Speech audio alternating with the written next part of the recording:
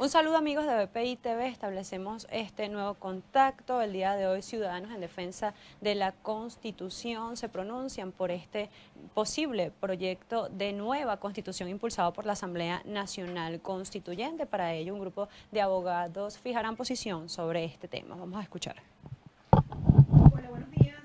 Los convocamos hoy a esta rueda de prensa en vista de que hace varias semanas ha empezado a correr un supuesto borrador de constitución que hemos visto que ha afectado mucho a la población y ha generado mucha inquietud. Es por ello que como ciudadanos en defensa de la Constitución nos hemos agrupado para explicar cómo quedarían afectados diferentes tipos de derechos si este supuesto borrador, primer borrador para nosotros, se aprobara.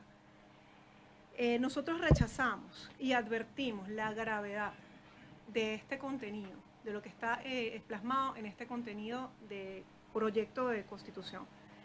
Primero, en esta rueda de prensa hablará la doctora Teresly Malavé, donde ella nos hablará de qué manera se ven afectados los derechos de la propiedad privada, la libertad económica y la libertad de expresión en el ámbito político. Luego, el doctor Omar Mora nos explicará en qué se ven afectados los derechos, los tipos de delitos que están intentando tipificar en esta Constitución, que es una innovación que no debería ser, la seguridad ciudadana y la seguridad de la nación, y cómo queda el papel de las Fuerzas Armadas Nacional Bolivariana. Luego concluirá el doctor José Vicente Aro, que nos hablará de cómo abruptamente se ve afectado el modelo de Estado, el Estado comunal y el aumento del periodo presidencial a 7 años. Luego de todas estas intervenciones estaremos abiertos a preguntas para darles respuesta a las inquietudes que tengan cada uno. Gracias.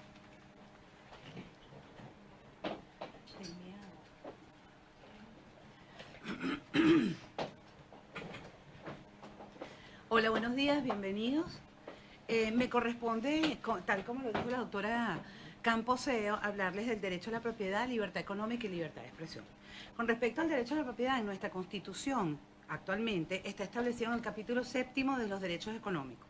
Es el artículo 115 y establece que se garantiza el derecho a la propiedad. Toda persona tiene derecho al uso, goce, usufructo y disposición de los bienes.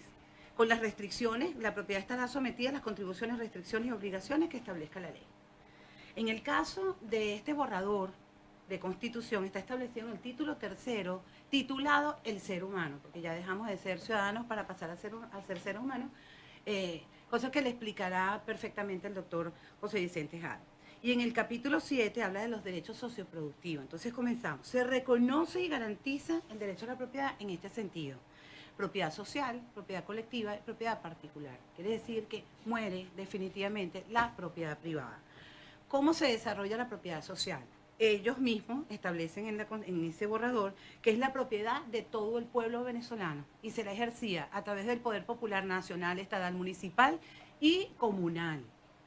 Esto se traduce en un ejemplo típico de esta forma de propiedad, es las tierras, lo que ellos están haciendo, las invasiones y confiscaciones que se están haciendo con las tierras.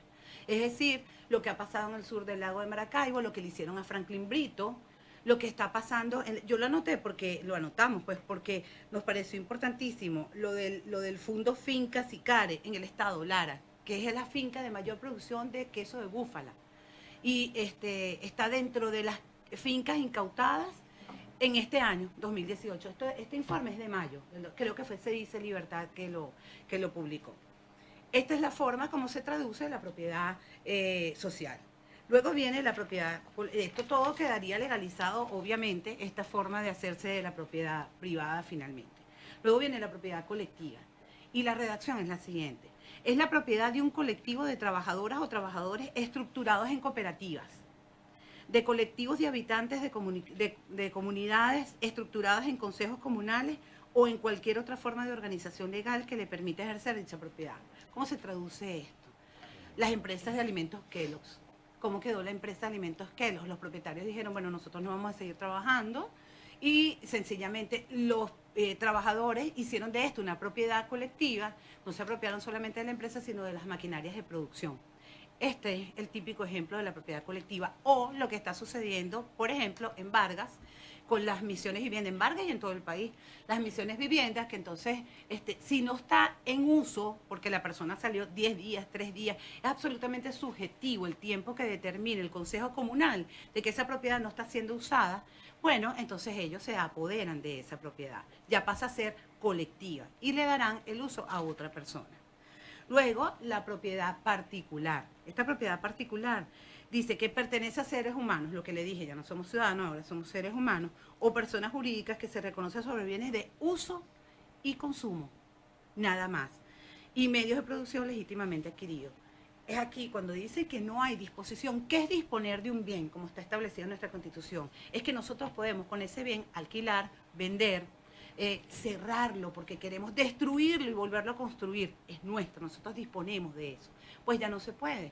Un típico ejemplo es la señora María, tiene una casita, tiene un apartamento en el municipio de Libertador y tiene un terreno en Higuerote donde montó un rancho, una casita pues en Higuerote. Y el Consejo Comunal de Higuerote considera que esa casita de Higuerote no está en uso. Entonces, eso pasa a ser propiedad colectiva porque no está en uso y goce de las personas que son los propietarios de ese bien. ¿Por qué? Porque se acabó, se anuló el poder de disposición sobre la propiedad.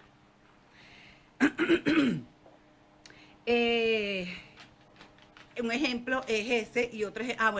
obviamente al eliminar el derecho a la propiedad privada, al cambiarlo, al cambiar el tipo de propiedad que podemos tener los venezolanos, ellos eliminan la libertad económica.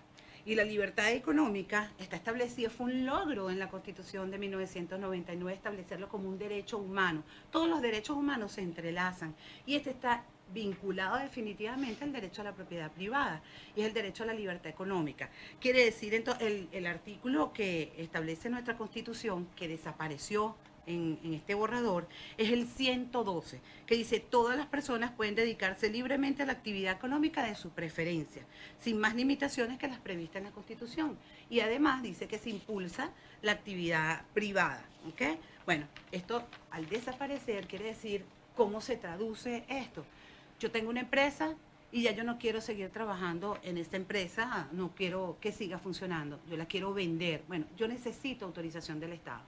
Y si el Estado considera que esto es para bien social, bien común, esta empresa pasa a ser de una propiedad colectiva. Pero peor aún, si yo quiero formar una empresa, yo quiero vender zapatos, por ejemplo, y necesito, según esto, la autorización del Estado. Si el Estado considera que hay muchas empresas para hacer zapatos, sencillamente me niega y me coarta mi libertad económica. Esto tenía que ser así porque estaba vinculado estrictamente al derecho a la propiedad individual.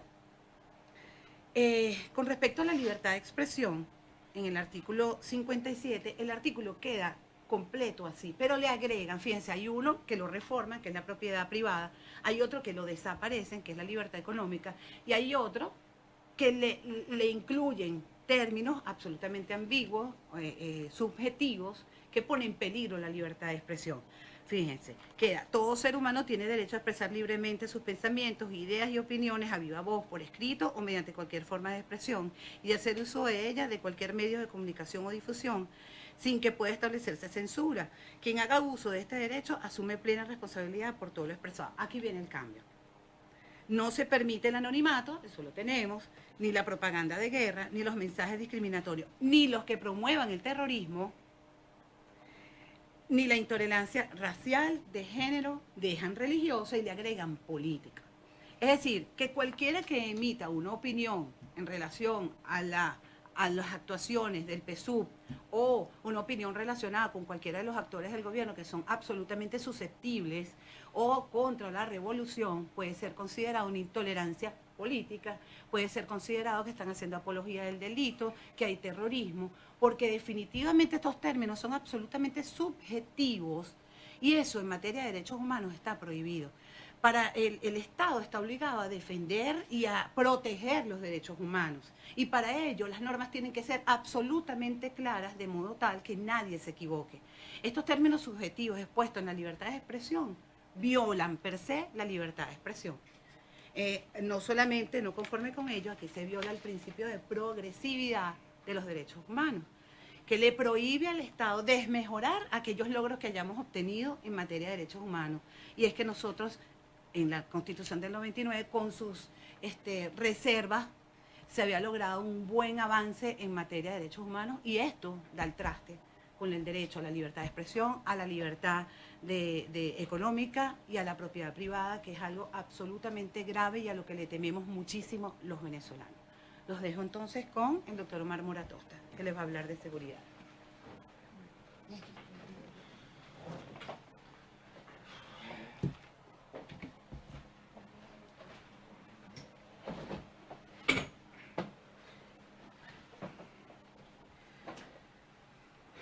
Buenos días. Continuando con este análisis a este borrador o papel de trabajo correspondiente a la propuesta para reforma de la Constitución, que finalmente lo que busca es cambiar la forma republicana que tenemos, y ya de eso va a hablar el doctor José Vicente Haro, hemos considerado oportuno hablar sobre temas muy graves y que preocupan del contenido de este borrador.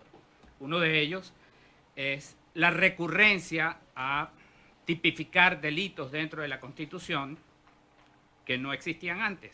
Es decir, ahora de este contenido se puede inferir que se transforman prácticamente los derechos y garantías constitucionales que gozaba el pueblo venezolano anteriormente como conductas posiblemente punibles. Tenemos un artículo, por ejemplo, en el capítulo de los derechos económicos, que es muy grave. Transforma lo que serían los delitos económicos en un delito militar. Y no solamente en un delito militar, sino que también, dependiendo de las circunstancias en las cuales se ha apreciado, hasta puede ser determinado estos delitos económicos como un delito de traición a la patria. Les voy a leer el artículo. La acción ilícita en el Sistema Nacional de Producción, la especulación, el acaparamiento, la usura, la cartelización, el contrabando de extracción, el boicot, entre otros delitos conexos, serán penados severamente. Cuando las prácticas señaladas en el artículo anterior se realicen como formas de lucha para derrocar el gobierno en ejercicio legítimo conforme al texto constitucional, se considerará delito militar. Y cuando tenga por objeto restablecer la dominación colonial extranjera sobre nuestra nación, se considerarán delitos de traición a la patria y en flagrancia. Esto es muy grave. Con respecto a la seguridad de la nación, hay una nueva doctrina que se maneja aquí dentro de este esquema de protección a la nación venezolana, y es que se parte de la premisa de que Venezuela va a ser intervenida por una nación extranjera, por una nación imperialista o por un concierto de naciones.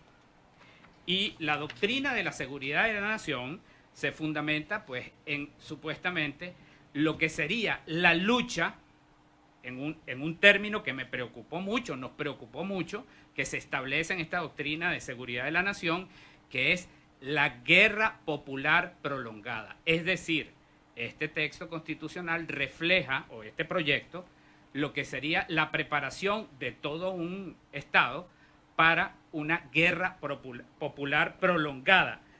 Y esta máxima expresión de la defensa de la soberanía, según este proyecto, implica digamos, la unión cívico-militar.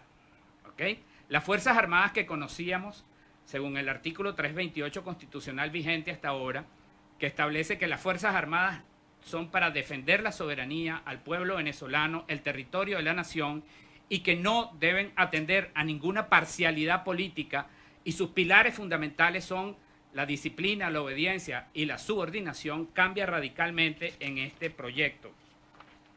En este proyecto, las Fuerzas Armadas tienen un objetivo distinto. Se incluye a la milicia bolivariana como integrante ya definitivamente de las Fuerzas Armadas, cuestión que anteriormente no estaba en la Constitución.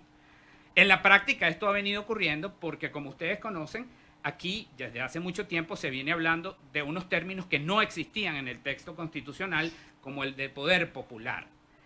En las Fuerzas Armadas se incluyó a través de otras formas de hacerlo desde el punto de vista legal, la milicia, y hoy se le está dando rango constitucional como una de las fuerzas que conforman la Fuerza Armada Nacional, bajo la doctrina de la ejecución de esta visión de defensa de Venezuela, bajo el objetivo de que tenemos que defendernos de una invasión imperialista, colonial, que pretende la dominación de Venezuela. También tenemos que hacer notar lo siguiente: es muy importante, las Fuerzas Armadas antes se establecía taxativamente que no debían militar políticamente. Si aquí en este proyecto aparece un poco más abajo esa nota, es terrible porque dice que las Fuerzas Armadas ahora se deben al proyecto contenido a esta Constitución. No es a las leyes de la República, no es al pueblo venezolano, que aunque lo menciona aquí, no es la verdadera razón de las Fuerzas Armadas. La verdadera razón es defender el proyecto contenido en este borrador, y eso es muy grave. Adicionalmente tenemos en materia de seguridad ciudadana. En la seguridad ciudadana, como ustedes conocen, tradicionalmente los cuerpos policiales y todas las instituciones que tienen que brindar seguridad en el país defienden a los ciudadanos, a sus bienes, a sus propiedades y en el uso, goce y disfrute de todos sus derechos constitucionales. Esto cambia porque aquí entonces ahora, además de esto, lo que va a asegurar es el disfrute de las condiciones necesarias para la plena realización del ser humano.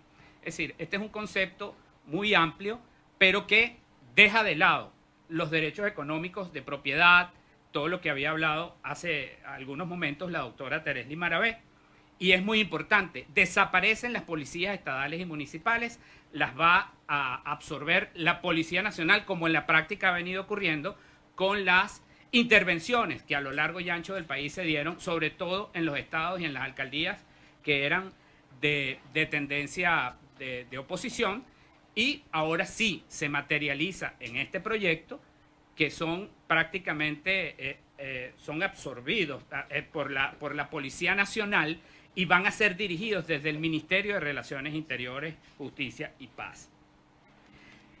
Los municipios, los consejos municipales, los consejos comunales van a tener incidencia, una competencia recurrente con respecto a esta materia policial, y eso es muy grave, porque imagínense ustedes lo que significa que una policía tenga que ser de alguna manera dirigida por los consejos comunales, que van a tener estas prerrogativas no solamente desde el punto de vista de los derechos económicos, sino en materia de seguridad.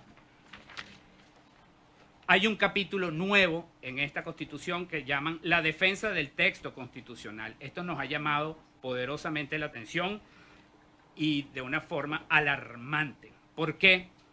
Porque se tipifica abiertamente como traición a la patria una serie de situaciones que, si uno las analiza a profundidad, pudieran corresponderse con el ejercicio legítimo de derechos constitucionales que están previstos en el actual texto constitucional de Venezuela, como lo sería lo siguiente. Por ejemplo, quedan incursos en flagrancia en la comisión de delito de traición a la patria el venezolano o venezolana que realice gestiones ante cualquier Estado u organismo internacional dirigidas a la intervención de Venezuela por un país o Estado extranjero.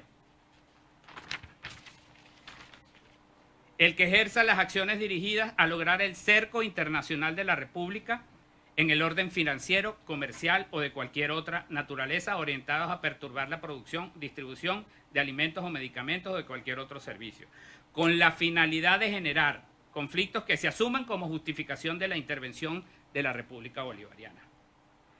Otro tipo, el venezolano que ejerza acciones dirigidas a perturbar el normal funcionamiento de centros de salud, educativos o instituciones del poder popular, que cree aparente necesidad humanitaria y que se asuman como una justificación de la intervención. Ese es otro. El venezolano que ejerce acciones dirigidas a perturbar el normal funcionamiento de la circulación vehicular y peatonal, dirigidos a la paralización de la producción, con la finalidad de generar conflictos que se asuman como justificación de una intervención. La participación, cuando las acciones tipificadas en el artículo anterior, la persona que la ejerce sea extranjera, puede ser deportada. Si fuera venezolana, por nacionalización podrá revocársele la nacionalidad y sería deportada. Esto es muy grave, porque como ustedes ven, las conductas que se están tratando de tipificar aquí se pueden corresponder perfectamente con los derechos que están consagrados actualmente en la Constitución. Es decir, uno leyendo esto puede pensar que protestar en una vía pública, protestar en una acera, protestar en un centro de salud, protestar en una escuela, ejercer el derecho a la legítima protesta pacífica que está contemplado en esta Constitución, pudiera estarse transformando en este proyecto en un delito. Y no solamente un delito, en un delito muy grave como lo sería la traición a la patria, porque va a ser interpretado como que es la provocación para que Venezuela sea intervenida o sea de alguna manera, atacada por una potencia extranjera. Entonces, estas consideraciones hemos visto que son muy, muy importantes y alarmantes, y por eso hemos tomado la decisión como ciudadanos respetuosos y que nos obliga la Constitución vigente en su defensa y promoción, pues informar al país de esta situación. Y con ustedes dejo al doctor José Vicente Haro, que les va a dar una visión complementaria de toda esta situación.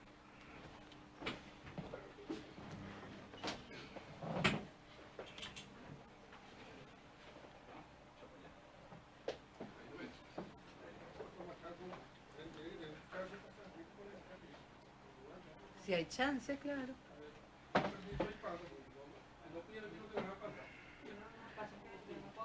Buenos días.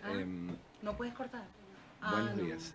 Como ya ustedes habrán visto, estamos aquí un conjunto de ciudadanos, un conjunto de abogados, de especialistas, que nuestro propósito y objetivo es defender la Constitución de 1999, defenderla de una pretensión de sustituirla por un nuevo texto constitucional. Como se sabe, y ya es del conocimiento público, desde hace algunas semanas está circulando por diversas vías un borrador, un papel de trabajo que se le atribuye al Instituto de Estudios Sociales Jorge Rodríguez, que estaría adscrito al Ministerio de Educación y Ciencia y Tecnología, y que sería pues una propuesta de texto constitucional que se sometería a consideración de la Comisión Constitucional de lo que nosotros consideramos una ilegítima Asamblea Nacional Constituyente. Ese borrador ha dado lugar a toda serie de especulaciones, a toda serie de preocupaciones, a toda serie de preguntas. Constantemente a nosotros como ciudadanos se nos consulta, como especialistas se nos consulta sobre este tema, y debido a la recurrencia de las consultas, de las preocupaciones de los ciudadanos, hemos decidido en un trabajo ya ciudadano, en un trabajo técnico, profesional, referirnos a ese papel de trabajo, a ese supuesto borrador, en el entendido de que no constituye en modo alguno un proyecto.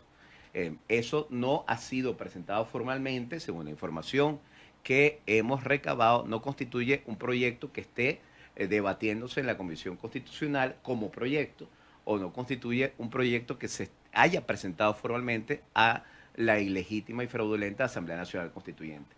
Sin embargo, no podemos dejar de referirnos a él, porque la coincidencia entre ese texto y, por ejemplo, el Plan de la Patria 2019-2025 es de tal magnitud que si no es un proyecto, pues pareciera que por ese camino estaría cualquier proyecto de constitución que pretendiere de alguna manera discutir e imponer la ilegítima Asamblea Nacional Constituyente.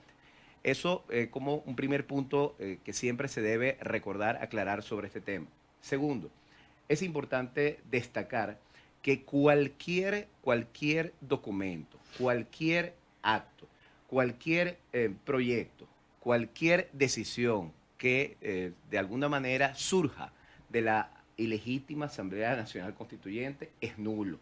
Conformidad con el artículo 138 de la Constitución, toda autoridad usurpada es ineficaz y sus actos son nulos.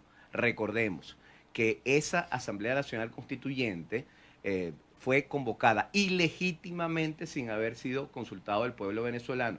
Además, fue convocada en fraude a la Constitución, es decir, violando disposiciones, alterando disposiciones del texto constitucional, donde Nicolás Maduro pretendió asumir la soberanía del pueblo que reside única y exclusivamente en el pueblo, sin consultar siquiera las bases comiciales y preguntarle a los ciudadanos si querían o no la convocatoria de una Asamblea Nacional Constituyente. También hay que recordar que esa Asamblea Nacional Constituyente ilegítima fue de alguna manera electa a través de un fraude electoral, no solamente por el sistema de elección que se aplicó, sino por el fraude que se cometió y puso, por ejemplo, de relieve las declaraciones de Marmatic en su momento.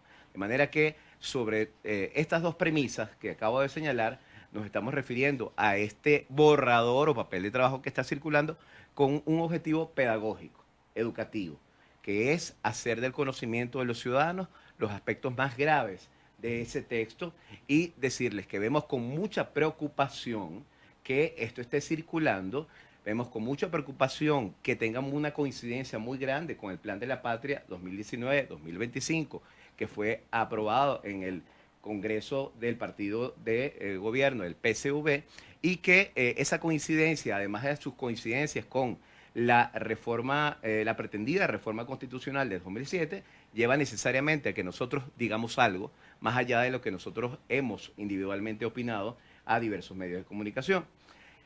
Ya mis colegas se han referido a aspectos medulares graves, como es el tema de cómo quedarían algunos derechos humanos, y eso simplemente ha sido un resumen. Lo que ha hecho la doctora Teresli Malavé, que es gravísimo. Lo que ha expuesto el doctor Omar Mora, también es gravísimo, pero es solamente un ejemplo de toda esa área compleja de la Fuerza Armada, de la seguridad nacional, de la seguridad ciudadana. Y en general hay muchos temas que aquí se abordarían y que nosotros vamos oportunamente a, de alguna manera, exponer, someter nuestras consideraciones ya en un reporte que estaremos presentando a la opinión pública. Pero mi punto y lo que quiero destacar en el marco de esta rueda de prensa sobre el temario que propone ese papel de trabajo, la pretensión de constitución que habría en ese papel de trabajo no oficial, extraoficial, se refiere, y es el punto 3 al que quiero destacar, se refiere a cómo queda el Estado, cómo queda el modelo de Estado. Muchos de nosotros sabemos que, conforme a la Constitución del 99, el modelo de Estado de Venezuela es un Estado democrático y social de derecho y de justicia. Ese es el modelo establecido en el artículo 2 de la Constitución, que tiene unos valores importantes donde se debe anclar pues, la democracia, los derechos humanos y todo el poder público, que no se ha cumplido, que se ha violado recurrentemente.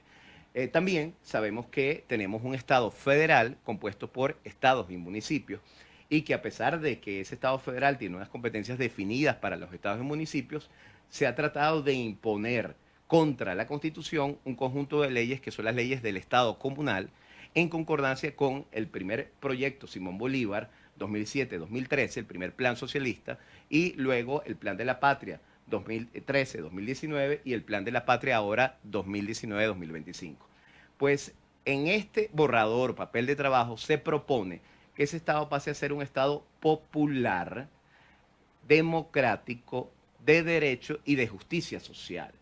Cuando uno escucha eso, lo primero que viene a referencia es lo siguiente, la Constitución cubana, porque la Constitución cubana es la que consagra un Estado popular. Porque aquí, cuando se les puso el adjetivo de popular a todos los ministerios, se buscó de alguna manera tomar la nomenclatura que se utiliza en Cuba para las instituciones u órganos del Estado. Allí, en ese texto, en ese borrador, en ese papel de trabajo, observamos que ese Estado se diseña como un Estado popular, repito, democrático, de derecho y de justicia social, pero junto con un Estado que a la final se declara socialista, un Estado socialista. Y cuando uno examina a lo largo del texto todo lo relacionado con la democracia y con el Estado de Derecho, uno observa que no hay nada democrático o muy poco democrático en ese modelo que se propone en el papel de trabajo y mucho menos hay algo de Estado de Derecho porque de hecho la justicia pasa a ser una justicia socialista. Y cuando uno habla y ve y desarrolla y observa que en el punto se desarrolla el tema de la justicia socialista, uno entiende que definitivamente se acaba con la administración de justicia como la conocemos. En definitiva, el modelo de Estado es un Estado socialista, lo cual sería una huida hacia adelante de lo que es el partido de gobierno, de lo que es quienes detentan el poder, en el sentido de imponer pues, el llamado socialismo del siglo XXI. Por otro lado, debo destacar que el proyecto, el papel de trabajo que se ha presentado y que está circulando, transforma el Estado federal venezolano que ha existido en Venezuela históricamente, y esa es la tradición republicana de ser un Estado federal desde la guerra federal en el siglo XIX, transforma ese Estado federal en un Estado centralizado y desconcentrado. Y a pesar de que se dice expresamente, es un Estado popular federal políticamente centralizado y administrativamente desconcentrado, cuando se dice políticamente centralizado y aún administrativamente desconcentrado, se está destruyendo totalmente la noción de federalismo. De manera que lo que estamos asistiendo es a la consolidación no solamente de un Estado socialista, sino de un Estado comunal, que es lo que se ha tratado de hacer con todas las leyes del Estado comunal. Finalmente, quería decir sobre este borrador o proyecto, vamos a decir, pretensión de proyecto, papel de trabajo que está circulando, que en ese papel de trabajo se cambia el paradigma de lo que debe ser la dignidad humana, los derechos humanos, y se ancla bajo el concepto de seres humanos. Se colectivizan los derechos, se elimina la persona como concepto, como particularidad, como un ser singular que tiene unos derechos individuales, que son unos derechos individuales que se pueden hacer valer incluso frente a un colectivo, y de alguna manera se busca con el término ser humano, el cambio de persona, se cambia en todo ese papel de trabajo, se cambia el concepto de persona por el concepto de ser humano. ¿Con qué objeto? Para desconocer la singularidad, la particularidad, la individualidad de la persona, propio de un Estado totalitarista. Se busca colectivizar los derechos y que ese ser humano dependa de lo que quiera el colectivo, que los derechos de los seres humanos que ahí se reconocen dependan de lo que quiera el colectivo, que es propio de un Estado socialista, propio de un Estado comunista. Preocupación esta que alarma más porque al final esa noción está transversalizada y cruzada en todo el borrador, el papel de trabajo, conjuntamente con ese modelo de Estado socialista, con ese modelo de Estado centralizado que acaba totalmente con la historia republicana del constitucionalismo en Venezuela. En definitiva, este es el pronunciamiento que hemos querido dar. Estamos a la disposición para cualquier pregunta, duda que tengan al respecto, y estaremos pues oportunamente, si se llegare a presentar un proyecto oficial, una segunda versión de este tema, de esta materia, que ya tenga más carácter oficial, porque este documento, repetimos, es un papel de trabajo extraoficial que ha circulado, pero que ha generado mucha preocupación. Bueno, estaremos pronunciándonos y ofreciendo nuestras consideraciones al respecto. ¿Tienen ustedes... Amigos de BPI, el día de hoy ciudadanos se encuentran preocupados por este nuevo proyecto de posible constitución en la que algunos puntos álgidos sería el aumento del periodo presidencial a 7 años, la eliminación de las policías estatales y la eliminación de la propiedad privada. Desde Caracas, Venezuela, Ana Rodríguez Brozón para BPI TV.